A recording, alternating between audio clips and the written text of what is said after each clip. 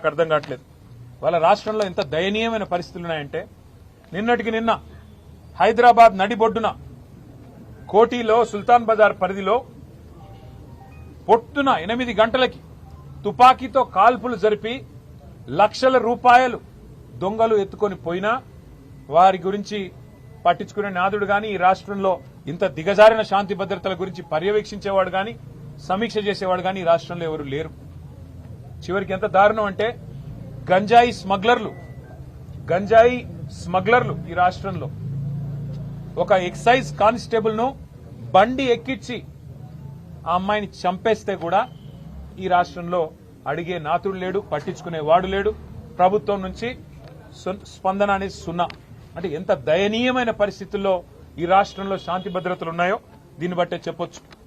సమ్మక్క సారక్క జాతర కోట్లాది మంది ప్రజలు గొప్ప జాతరగా తెలంగాణ కుంభమేళగా జరిగే అద్భుతమైన పండుగ, తెలంగాణ ప్రజలకు అత్యంత ప్రీతిపాత్రమైన పండుగ.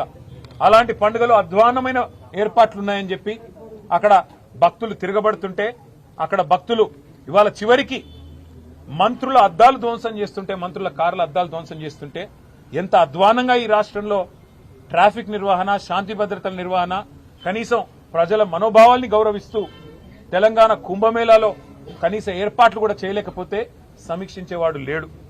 ఎక్కడున్నారయ్యా ముఖ్యమంత్రి గారంటే గాలి మాటలు మాట్లాడుతూ గాలి తిరుగుడు తిరుగుతా ఉన్నారు.